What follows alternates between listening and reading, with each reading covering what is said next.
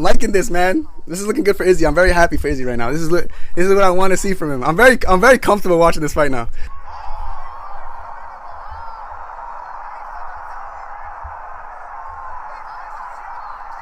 What was that stoppage? Oh my god, bro. What was that stoppage? Oh my god, Izzy just got knocked out, bro.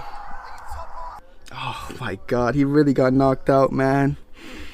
Oh. What's up, ladies and gentlemen? Basement Dweller MMA back in a new basement. I was living in my friend's basement, and now I have moved into my own basement, and so it has been a process, but I'm here. I'm settled in, basically, you know, and so I definitely apologize for the lack of videos. But I have a few ideas in mind that I really want to get through, because the early stuff was more kind of like, you know, I just had to get myself going. But there were always going to be, I always wanted to go more in depth and more discussion based, you know, rather than just, you know, analyzing. That's not really my cup of tea, although it is fascinating and extremely entertaining. Anyway, so we are coming off of the back of a few pretty damn good cards back to back. As much as maybe there wasn't the finishes and excitement at UFC Saudi Arabia up until the main event, I thought it was still a pretty solid card. My heart was beating during the MVP fight, especially when it seemed like he started to get a little tired at the end. That made me fucking freak out. But also, a couple weeks before that, we got UFC 311, which was an absolutely amazing card. I have a couple of those videos. I want to make one about Yuri and one about Marab. I know it's a little late, obviously. I'm, you know, slowest bird is the one that you see, is what they say, or something. And then the other thing I wanted to do is, I still have this video. I should have uploaded this months ago, but literally months ago. But my live reaction to Michael Chandler versus Charles Oliveira 2, and then I wanted to do a reaction to, like, you know, my video, because that'll be the first time that I'm watching that, and I have a very sour taste. That fight kind of sucked, both in terms of entertainment value and obviously that Michael Chandler lost, but in, like, you know, relatively an embarrassing way. Like, he's Michael Chandler, you know, he's always pulls defeat from the jaws of victory, but in this fight he was playing catch up the whole time, and also on the defensive the whole time. And we saw patient Chandler, which is like a mythically bad fighter, because patience is the exact opposite of what makes Michael Chandler a successful fighter. Anyway, what I wanted to talk about today was two things that seem unrelated, but in reality, or I feel a connection between them, and also that are relevant in the news, because so this past weekend at UFC Saudi Arabia, Israel Adesanya got slumped out by Nasruddin Imavov, and it was an absolutely brutal finish. And I'm sure, I don't know how many of you did the same thing as me, but as soon as that happened, I went and I jumped into Kenny Okoye's live stream, because obviously I'm not going to be watching along with him. Just, I mean, maybe because it was an Adesanya thing, but I didn't think about that until literally that moment, until I saw that right hand land, and then I was like, oh shit.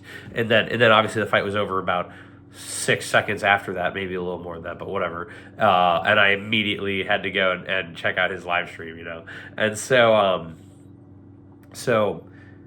his reaction was one of complete devastation. And I have now seen it circulated in a few videos. There's a good one of his reaction and MMA Guru's reaction, like you know, spliced together. And literally, Guru's his first thought is fucking fuck Kenny Okoye. Like, that's just like, you know. So the point that I wanted to make in this branch is, like, I'm getting ahead of myself. I still have to lay out some groundwork. I'm sorry, but I also saw people saying, like, now you know what it was like for us Pereira fans when Adesanya knocked him out. And it's like, what the fuck are you talking about? Like, 90% of Alex Pereira's fans right now are fans from within the last 3-ish years, or well, I don't know, 4 years, whatever. Within the last 4 years, and like, you know, it's completely different than if you've been watching Adesanya since fucking 2019 and actually been a fan of him, because he's one of the most hated champions without a doubt, whether he's winning or losing. There's people that, I don't know, I don't think I've ever seen anybody so happy to see someone go down. Even if, yes, we can say whatever you want about him being a fucking weirdo in a variety of ways. That's not what I'm talking about right now. But basically, like, with Kenny's reaction, I felt a lot of empathy for that. I felt very sad when I saw the way that, like, he, like, you know, like, I felt, I wanted to just be like, I'm sorry, man, like, you know what I mean? Because we're seeing a guy being forced to reckon with the fact that his understanding of things is wrong, that everything you know is wrong. Like, we're being forced to confront that IRL in fucking a single fucking moment. It's a microcosm.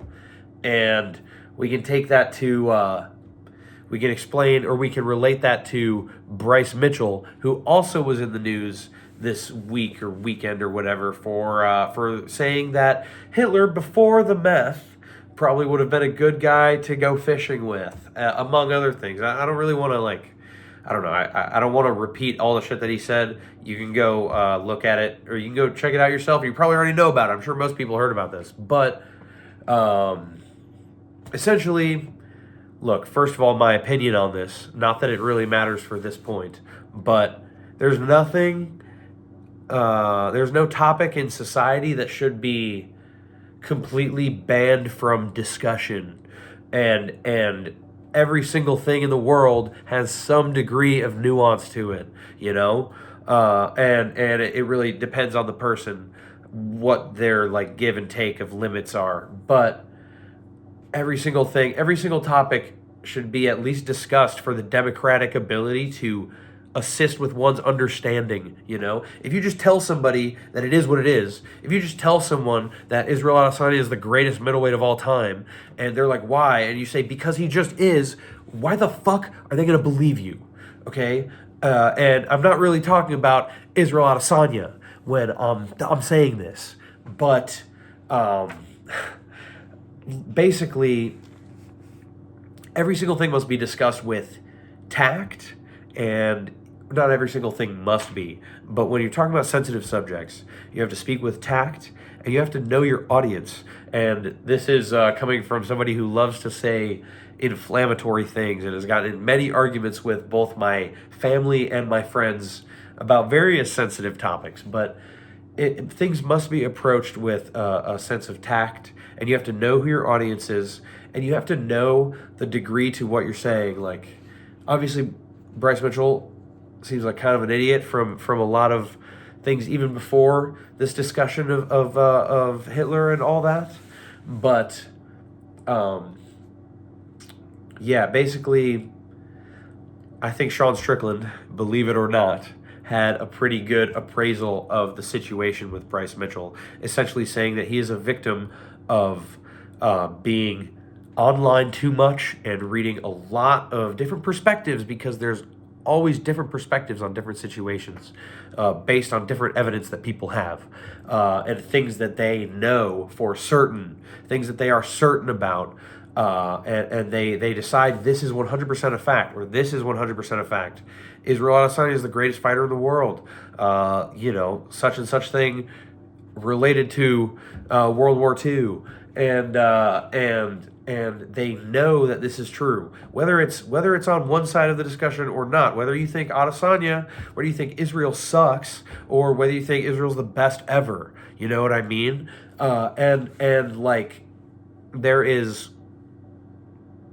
nuance. It's always, the truth is always somewhere in the middle, and people who fall into extremes of understanding or extremes of emotion, because a lot of these things are based on emotion, a lot of these things are based on feeling, that we also assign to these facts, or these, what we read as facts, you know? Oh my God, I mean, this guy's got decision wins over Jared Cannonier, Yoel Romero, Robert Whitaker, I mean, bro, you know?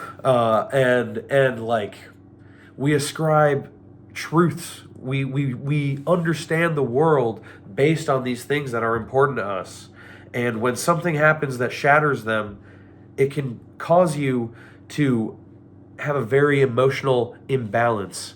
And I think when people end up going to far sides of the spectrum on a certain subject, whether it's MMA or fucking what really happened during World War II, both sides need to be treated and looked at with some empathy if we wish to come to a true understanding about anything, Like, that is really what I came here to say. And let's see. I mean, is Real Adesanya the second best middleweight of all time? Maybe. I mean, probably right now. If Dricus beats Strickland again and then Hamzat, I mean, what would that be? That would put him at 3 title defenses, 4 title wins. How many does Izzy have? 6, right? Well, interim, Whitaker. Oh God, let's see if I can do this right. I think it was Yoel, Costa, and then challenge Blachowicz, which he lost. So that one doesn't count. So what was I at before? That was fucking A. Interim, Whitaker, Yoel, Costa, and then Whitaker rematch. Oh, Vittori.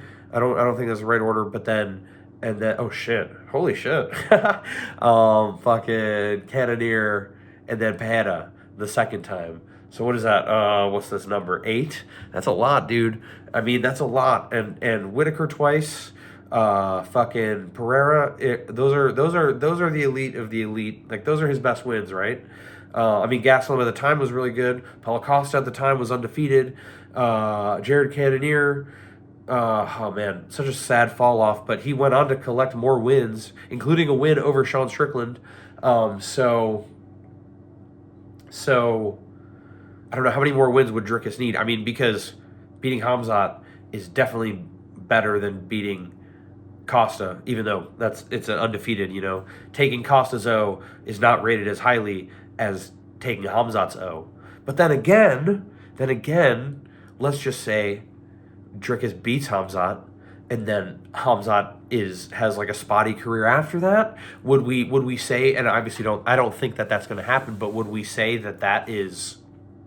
Does that degrade the value of the win since then? At the time, like, I don't know. Maybe that doesn't make sense. But yeah, basically like no, it makes sense. Fuck off. But yeah. So how many more wins does Dricus need to take over as the second best middleweight of all time, and then how many would he need to be the best middleweight of all time? And it really would depend on the strength of the opposition. Hamzat is the biggest challenge that we can see right now, and I mean, Imavov certainly seems like he would be a tough fight. I pick Dricus honestly in both of those fights, to be honest. I don't know. But him versus Imavov actually after this weekend, I do think is a fascinating fight. But other than that, I mean, I don't know who else is a real challenge for Dricus. Like, I love Sean Strickland, man, and his win over Adesanya was one of the most entertaining nights that I've had in watching UFC. But I don't know if he beats Dricus in this rematch. I'm definitely nervous about it. Let me know your thoughts on how shit the UFC 312 card is.